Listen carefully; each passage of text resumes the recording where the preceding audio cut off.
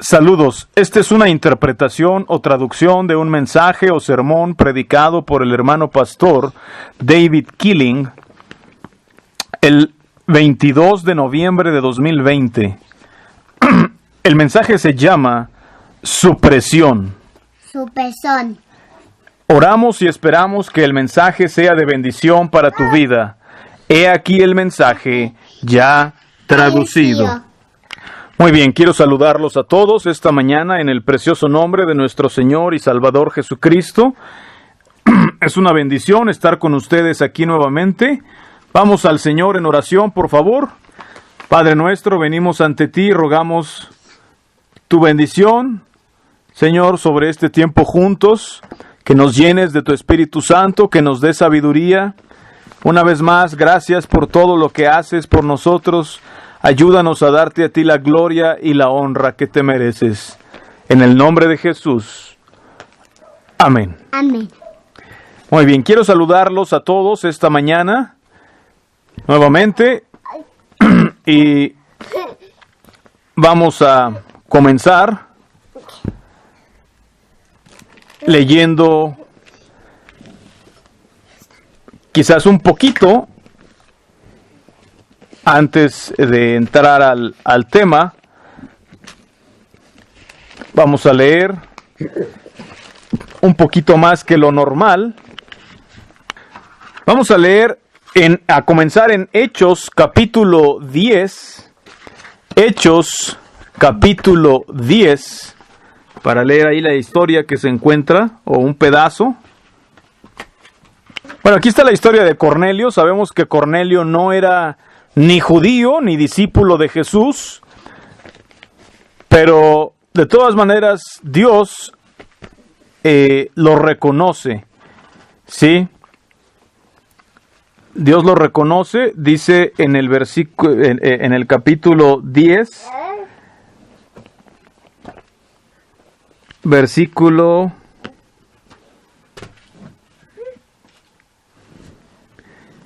30, vamos a empezar a leer.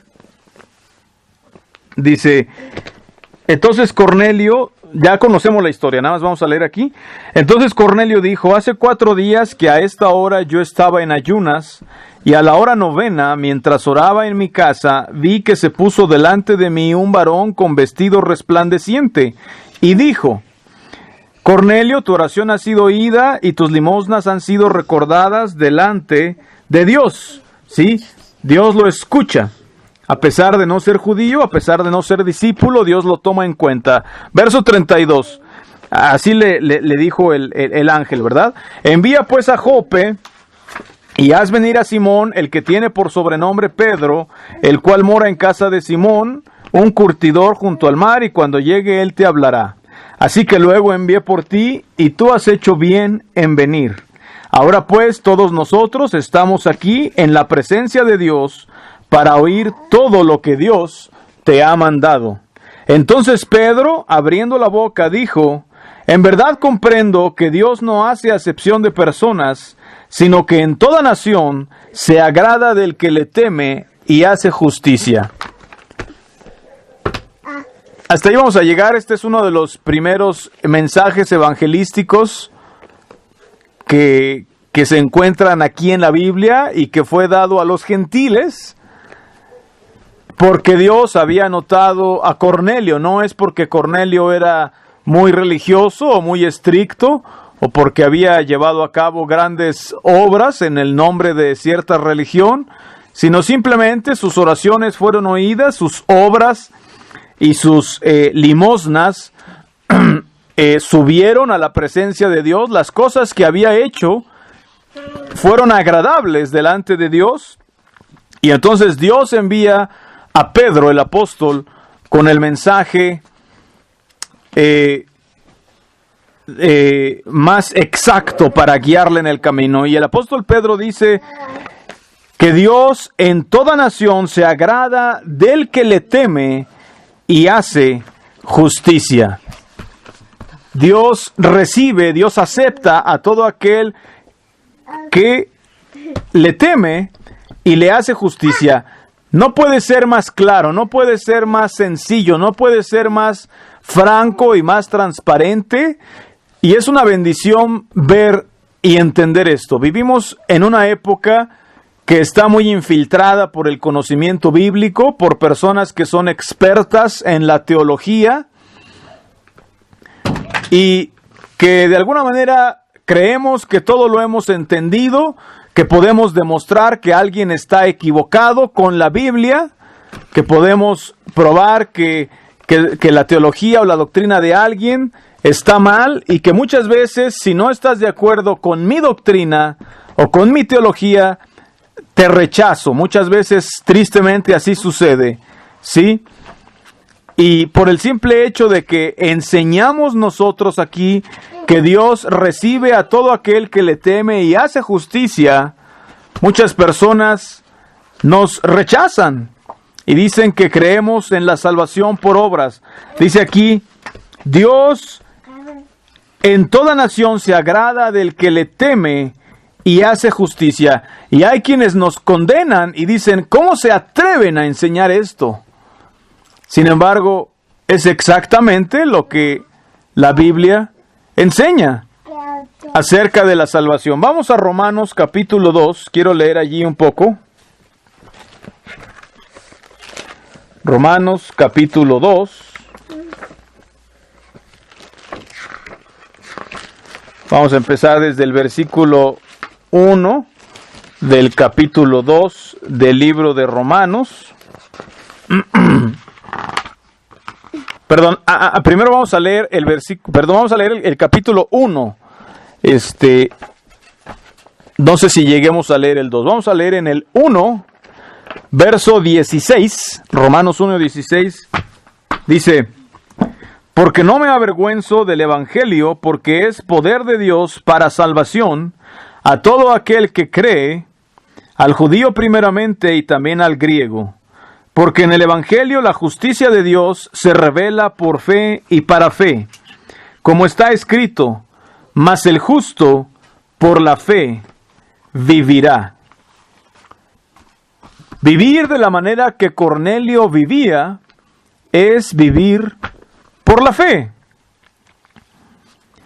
O sea, no una fe en la doctrina o una fe en la manera de creer o una fe en la teología, sino la manera de creer en Dios, la manera de vivir por la fe es temerle y hacer justicia.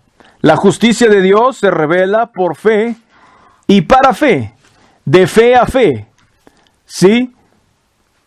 Dios, en la forma del hombre Jesús, estuvo aquí hace unos 2000 años. ¿Sí? Y hoy, ¿cómo se revela Dios? ¿Cómo se revela la justicia de Dios? Por fe y para fe, como está escrito, mas el justo por la fe vivirá. La revelación de Dios es a través de personas que tienen fe. Y eso se revela a otros. Prediqué hace un domingo de ser una luz. Cuando tenemos fe en Dios, nuestra fe revela la justicia de Dios,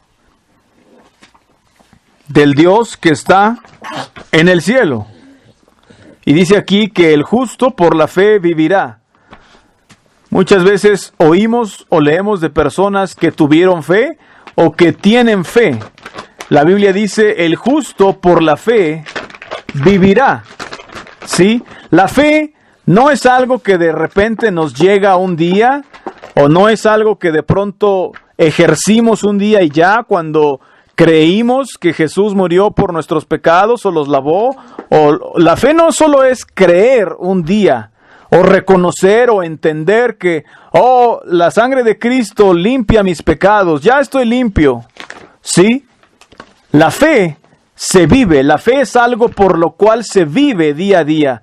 La fe no sucede, la fe no es algo de una vez y ya. Se vive por la fe. ¿Sí? La fe de la que habla la Biblia, que trae salvación, es esta, por la cual se vive. Y la evidencia de esa fe es que produce un hombre como Cornelio, que cuyas oraciones Dios escucha, que teme a Dios y hace justicia, hace lo que es correcto, lo que es justo, lo que es bueno delante de Dios, de tal manera que sus buenas obras son manifiestas ante Dios, porque de verdad le cree a ese Dios, de verdad cree en ese Dios, de verdad cree que Jesús vino para poder redimirlo, para poder ser redimido, no de un Dios enojado y vengativo, sino de la esclavitud de Satanás que nos quiere controlar a través del pecado. La justicia de Dios se revela por fe y para fe, como está escrito, mas el justo por la fe vivirá.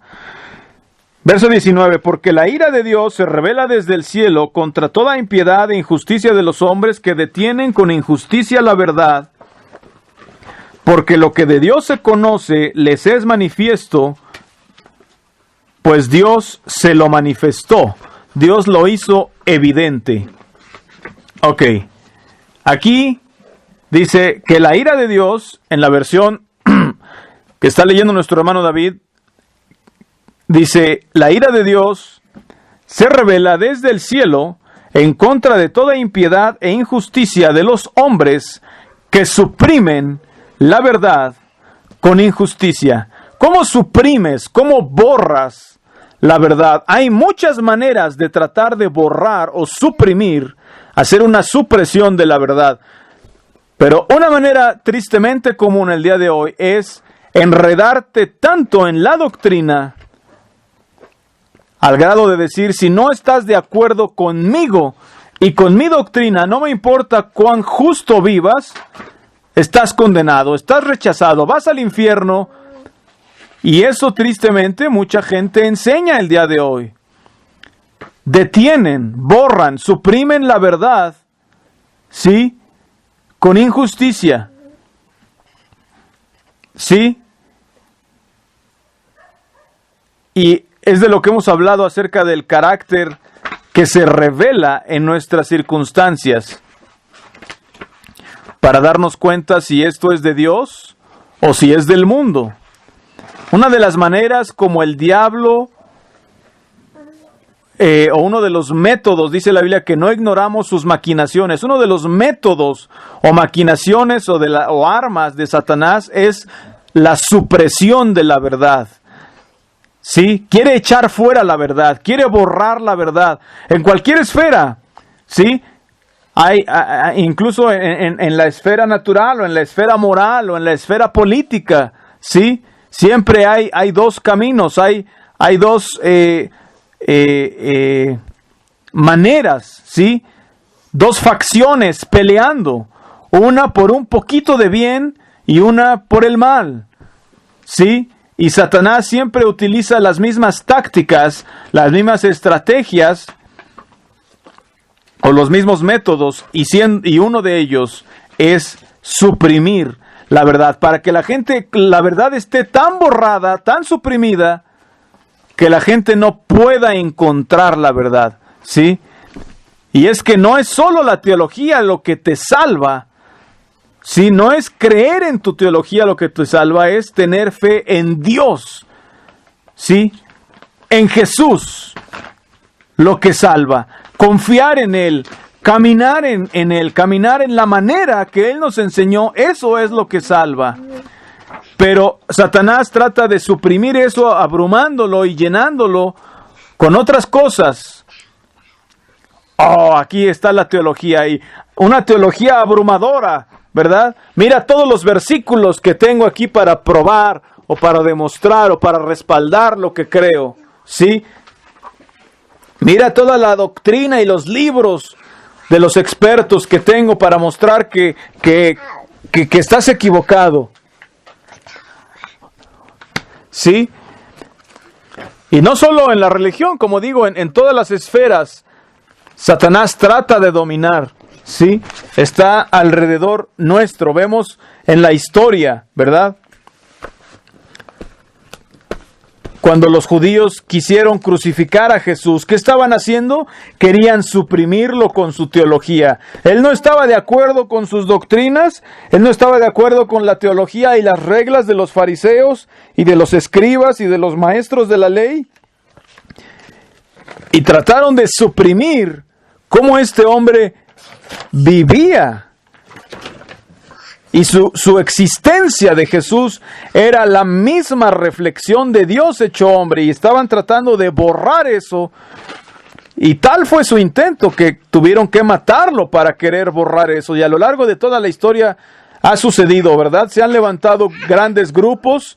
La Iglesia Católica es uno de los ejemplos más importantes en la historia, ¿verdad? Tristemente, se levantó, y si no creías como ellos, te catalogaban como hereje y podían matarte, torturarte, castigarte y hacer muchas cosas crueles, inhumanas, ¿sí? Podemos mirar hacia atrás y pensar, ¡ay, qué feo que hacían eso! ¡Qué terrible!, ¿verdad? Cómo suprimían la verdad y cómo eran tan intolerantes que si estabas en desacuerdo con ellos, te mataban, ¿verdad? Te acusaban y te mataban. Sí.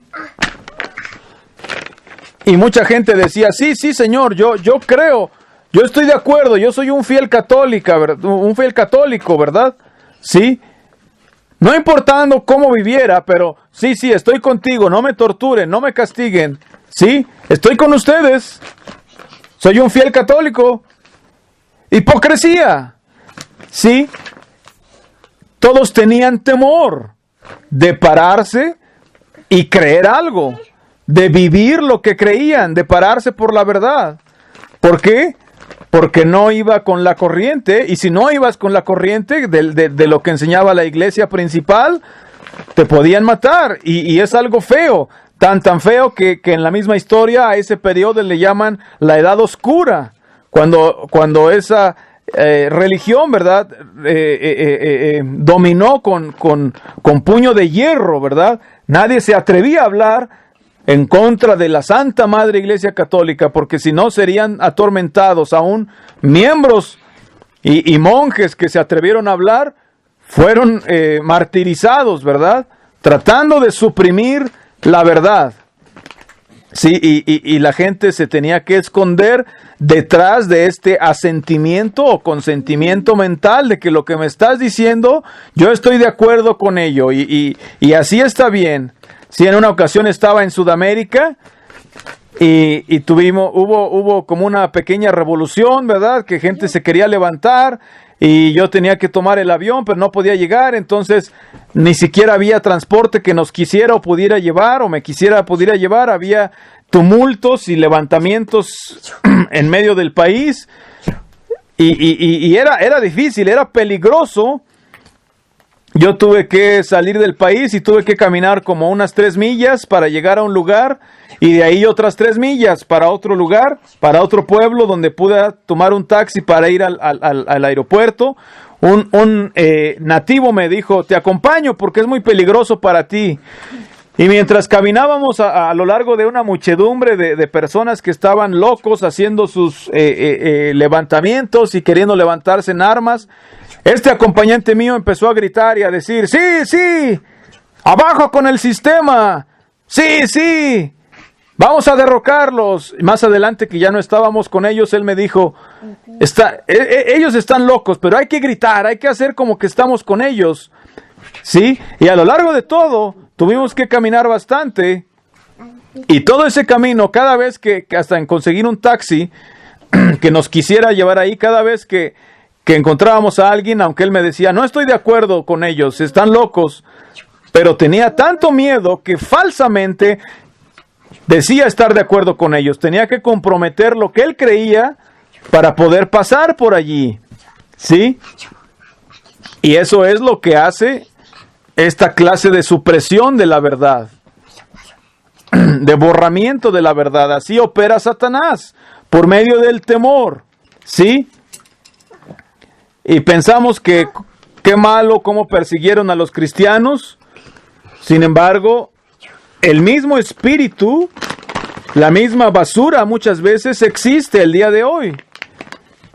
Muchas veces, en muchos círculos, si tú dices que estás viviendo tu fe en Cristo, o si tú dices que hay que seguirlo y obedecerlo para ser salvo, inmediatamente te marcan como hereje. Y aunque no tienen el poder de la espada y del Estado para meterte a la cárcel y torturarte, si no estás de acuerdo con ellos, muchas veces tienen el poder de la lengua, o tienen el poder de excomulgarte de su denominación, o de promover una campaña para que no te escuchen. ¿Sí? Yo no veo diferencia alguna. Y lo he dicho antes, los judíos que crucificaron a Jesús, su mismo espíritu está vivo el día de hoy. Y solo porque no tienen el poder de la espada para respaldarlos, o el poder del gobierno, no significa que no sea el mismo espíritu. ¿Sí? Y puedes ver esos dos espíritus distintos. Porque lo que de Dios se conoce les es evidente, porque Dios lo hizo evidente. Es evidente, podemos mirar hacia atrás y ver a los espíritus. No importa cuán correcta sea tu doctrina, si eres del espíritu del mundo y de Satanás, eres del espíritu del mundo y de Satanás. Sin importar cuán perfecta sea tu teología, o sin importar cuán perfecta sea tu apariencia, eres del mismo espíritu.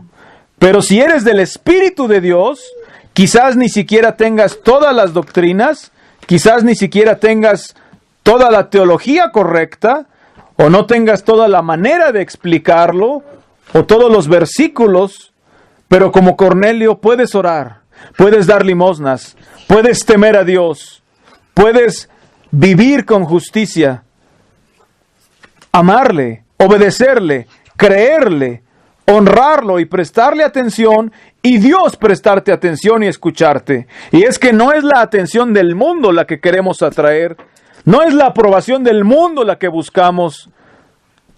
Buscamos la aprobación que viene del Dios único, del Padre Celestial. Gran parte de la teología que solamente gira en torno a por qué Jesús murió y profundizar. Sabemos que Jesús murió por nosotros y que murió para que pudiéramos ser libres del dominio de Satanás. Vemos en el mundo natural o físico la lucha por la libertad a lo largo de la historia, y cada vez que los hombres son libertados, el sol brilla, las flores florecen, y los hombres pueden desarrollarse y hacer toda clase de cosas cuando son libres. Vemos países que fueron o son gobernados por el socialismo o el comunismo, y cómo eran suprimidos y sus libertades coartadas, y muchas veces cuán oscuro y cuán difícil es. Y cuando esa misma gente se libera, florece. Es lo mismo en el terreno espiritual, así opera también. En la misma esfera, la opresión y la supresión que tratan de controlar a un alma, que pone esa alma en cadenas, ¿sí? Que los quiere poner en una caja y conformarlos a una sola manera, ¿sí? Eso es algo oscuro. No hay gozo, no hay esperanza. Solo hay opresión, supresión, maldad y oscuridad. Pero libertas a esa alma, y aunque esa persona pueda estar en cadenas, aunque esa persona pueda pasar pruebas, su alma florece. ¿Por qué? Porque es libre. Y Jesús vino a darnos esa libertad. Y es evidente, es manifiesto, Dios nos lo manifestó, y así como es en el terreno físico y natural, así en el espiritual. Y es una bendición estar en ese camino. Jesús murió por nosotros, por amor a nosotros, para darnos esa libertad. Mucha gente, ¿cuánta gente nos dice? Es que ustedes creen en la salvación por obras y viven por las obras. Eso no tiene nada que ver. La Biblia dice que el hombre justo por la fe vivirá. Las obras que haga, las hará por la fe. Por fe y para fe. ¿Eso se te hace salvación por obras? ¿Alguien que cree en Dios tanto como para entregarse a Él, confiarle toda su vida y hacer las obras que correspondan de la obediencia y la piedad? ¿Crees que esas obras o esa obediencia va a ser algo malo, que nos va a descalificar, que a Dios le va a desagradar? Claramente aquí en Romanos 2 ya no lo leímos, pero dice que todos seremos juzgados de acuerdo con nuestras obras, con nuestras acciones. Eso pone un gran dilema en la mente de los teólogos. Ellos dicen, bueno, es que Jesús murió y son sus virtudes, no hay nada que tú puedas hacer y su justicia nos cubre. Le llaman la justicia imputada, nos cubre como que tú te estás escondiendo detrás de una foto de Jesús y Dios ya no te ve a ti, ahora Él ve a Jesús y eres salvo por eso nada más. Y dicen, bueno, y además si no crees eso, crees en la salvación por obras y te estás gloriando, te estás jactando. Mira, cualquier hombre que tiene fe verdadera sabe lo que él es. Y sabe cuán indigno y pecador es. Y sabe cuán imposible es impresionar a Dios. Cualquier hombre de fe. Pero cualquier hombre de fe cree tanto en Dios y ama tanto a Dios que se esfuerza por poner en práctica las cosas que oye y conoce y ve frente a Él. Él vive por la fe. Él vive su fe. Y Él transmite su fe. Y así es como se transmite y así es como Dios es revelado o reflejado al mundo. Una vez más, una generación más. Un estilo de vida. Por fe y para fe. Saben, si todo se tratara nada más de la teología y de creer correcto o de creer muy fuerte, o del pensamiento, tendríamos esto escrito en concreto y en piedra desde hace 2000 años. Y nunca tendríamos que variar. Pero la fe es flexible. La fe verdadera, igual que la libertad verdadera, tiene que ser de generación en generación. Tiene que ser perseguida, buscada, recibida, con responsabilidad. Y pelearse por ella para poder transmitirse, revelarse, reflejarse, y tiene que ser flexible para adaptarse a la situación, a lo que uno va aprendiendo a lo largo del camino.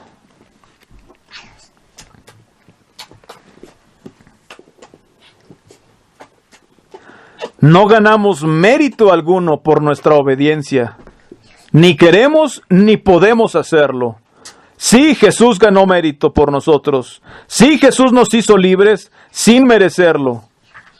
Pero nuestra fe y nuestro amor por Dios muestran, y nuestro deseo por Él muestran que podemos llegar a ser dignos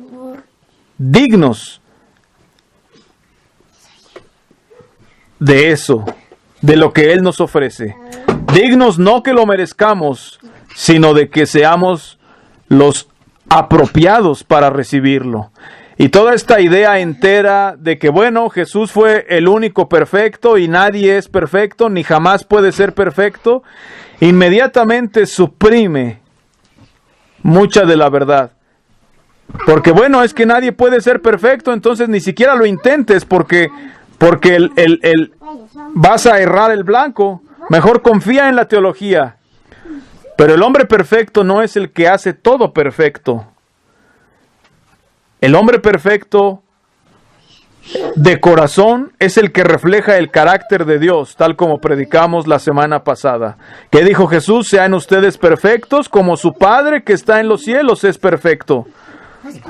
Bueno, justo antes de eso habló del perdón y del amor. Y así como nuestro Padre podemos ser misericordiosos, amantes, perdonadores y reflejarlo. Todos hemos fallado, todos hemos quedado destituidos de la gloria de Dios. Dios encerró todo bajo pecado, dice el apóstol Pablo, pero hoy podemos reflejar su carácter y escoger hacerlo en nuestras vidas. Hoy, aquí, no siguiendo un libro de reglas, ni siquiera siguiendo la Biblia como si fuera un libro de leyes. Es viendo el carácter de Dios y viendo el carácter de Satanás y escogiendo cuál vamos a seguir, cuál vamos a agarrar y a aprender para nuestra vida. Hemos oído de gente, ¿verdad?, cuyo carácter, una persona dijo, en algún campo hemos encontrado personas o sabido de personas que se han dedicado totalmente a ese campo y que no hay nada malo que se pueda decir de ellos. ¿No es eso algo glorioso? ¿No es eso a lo que debemos aspirar? ¿A ser perfectos? ¿A ser irreprensibles? ¿A estar más allá de reproche? ¿A que no se pueda decir nada malo de nosotros? Es algo glorioso, es una meta que yo jamás alcanzaré, que quizás jamás alcanzaremos. Bueno, hablaré solo por mí. Yo jamás la alcanzaré. Pero puedo apuntar a esa meta y más que todo puedo reflejar la gloria y la imagen de Dios y el carácter de Dios y lo que Él es y lo que Él representa. Y por esa meta vamos a ser juzgados. No porque seamos perfectos en el sentido de que nuestro desempeño sea perfecto y ya jamás pequemos. Es una gran meta a la cual aspirar. Y si alguna vez la alcanzas, tengo miedo de que vas a perder de vista otras cosas. Pero es una meta a la que aspiramos. Sin embargo, podemos reflejar la imagen y el carácter de Dios. Es lo que queremos, es lo que debemos hacer y es lo que por la gracia de Dios podemos hacer. Que Dios les bendiga y que Dios bendiga su palabra. Pregunta el hermano David si hay comentarios y el hermano Marcos dice, fue muy interesante ese pensamiento de que como muchos enseñan que somos salvos por nuestra manera de creer, por lo que creemos acerca de la salvación. Y eso me recuerda al régimen totalitario del que habla George Orwell en su libro, ¿sí?, que acusan a sus súbditos de crimen de pensamiento. O sea, solo porque pensaron en contra del régimen. Y entonces, en la teología moderna, o eres salvo o condenado por tus pensamientos, por cómo piensas acerca de ciertas cosas o doctrinas o teología, más que por cómo vives y por tus acciones. Y lo que estamos diciendo nosotros es que somos aceptos y bienvenidos y recibidos y agradables a Dios por nuestras acciones. No que ganamos mérito de Él, sino que por la fe que se muestra en esas acciones. Muy bien. Ese fue el comentario del hermano Marcos. Bendiciones.